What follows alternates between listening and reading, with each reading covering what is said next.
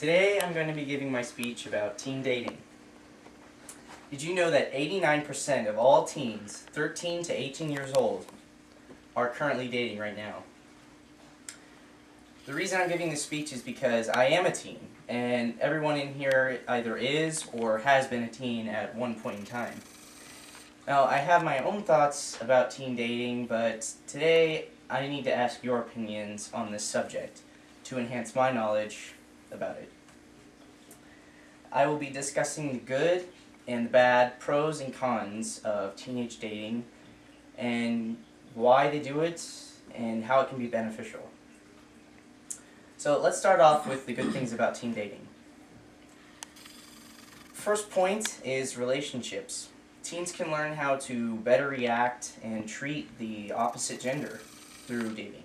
And they can also learn what their strengths and weaknesses are when it comes to any type of relationships that they can use later on in life. Now, teen dating also helps them mature because teens may need to mature in order to form themselves into more socially competent, experienced, and functional adults. They can also discover things about themselves that they didn't know. Dating could help them determine what they like about it, and also what activities they like doing when they're accompanied by their partner. A study was performed at the University of Texas in Austin, and researchers found that teens who had a partner were less likely to engage in delinquent and dangerous activities than ones without a partner. Now let's talk about the bad things about dating. Abuse. About 1 in 3 high school students have been or will be involved in an abusive relationship. Now, this is a huge part of teen dating, and this is why it is mostly bad, because so many couples take 1 step, 2 steps, 3 steps, or 4 steps farther than maybe they should have gone. And by the age of 15, only 13% of teens have ever had sex. However, by the time they reach age 19, 7 in 10 teens have engaged in sexual intercourse. Now, the breakup. The main thing that teens tend to remember about their relationship is the breakup. Teens can leave a relationship feeling so bad that they isolate themselves from everyone else and have thoughts of suicide. It is so impacting and evident in today's culture that nearly half the songs played on the radio are about breakups. For example, Taylor Swift sings a lot of songs about her boyfriends and previous boyfriends and what she likes and doesn't like about them. Now, I think there's a lot of pros and cons, and the pros and cons, whether it's good or bad to teenage date, is very influential on the teen. And I think that teens should make most of the decisions for themselves in a relationship, but I also think the parents should be there to instruct and guide the teenagers into making wise teenage choices, or dating choices. Now, I think the reins need to be held by 3 people: the 2 parents and the child itself. And if the parents make most of the decisions for the teen may turn to rebellion and secrecy, therefore forcing the parents to lock down the child and not let he or she date. Or the parent may not even know that the teenager is dating because the teenager feels that they need to hide it from their parents in order to be able to do it. However, if the parents let the teenager feel in control, they will be less likely to rebel or do things wrong out of spite for the parents. So giving the teen some control could be beneficial. Now, it is the parents' responsibility to discern the line between overpowering and not enough control. If the parents give too much power to the teens could go wild and the parents wouldn't know what is going on.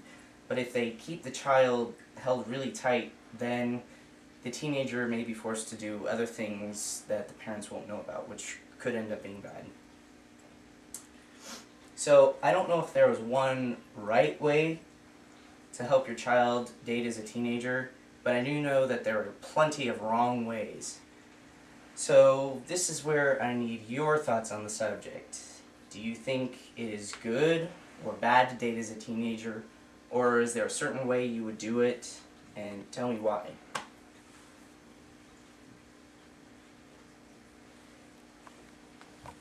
think I agree with your point on the parents and teens need to work together on the relationships. Okay. And I also agree on your point that if the parents are too controlling, it may push the teen to hide it or rebel. Right. So there does need to be a balance. Right. Exactly. I think as teenagers, you need to be conscientious of how fast things are going, because like if you're talking all the time and you're always holding hands, like things will move way too fast and they'll get to a place where you may not want it to go and it shouldn't even be. Because you've run out of options. You know, Right. what is the next step? Right. When, the next step is something that you should do. I get what you're saying. Right. So I think that like in any relationship you should take it slow and really get to know the person, and be really good friends before you even consider dating them or being in a relationship. That's a good point. I think it depends on the maturity of each kid, because your kids are not going to be the same. So you may have one kid that is ready a lot sooner than the other one might be. Mm. There probably should be a group activities with the two that are dating before they actually are alone. And that should be probably after maybe age, I'm not sure, 17, 18. Okay. Yeah. So if they're gonna go out on a date at first, maybe they need to go with a bunch of people, just to sort of see how they interact together. Correct. Get some more maturity before they get to the point where they can be alone together. Things are going to be much less able to spiral out of control when you're with a group. Right. So, and that's a safety measure for the teen. And I think your grandpa and I can both verify that that's really important, to be with a group. And to not have be accountability. alone. Right.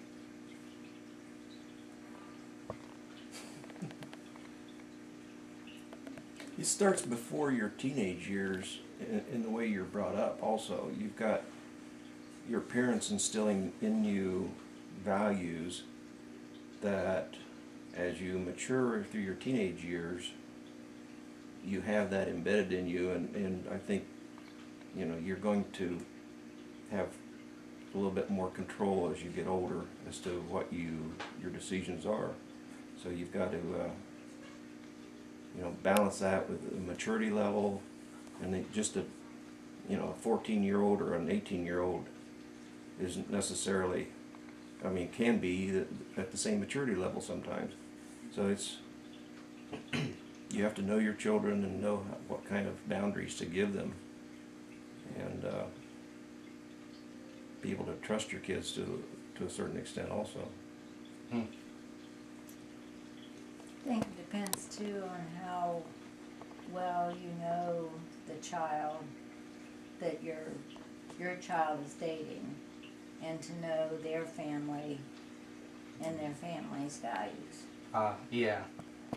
You don't want them to to interfere with each other, because if one child has, like what I was talking about with the steps that they could take, if one child has more steps to their boundary and another child's steps might have less of a boundary, there could be some interference there where one of them wants to go further but the other one knows that they shouldn't, and it might drag the other one with it. So, well, thank you guys for giving me input for this, and I appreciate you guys listening to my speech. And that's it.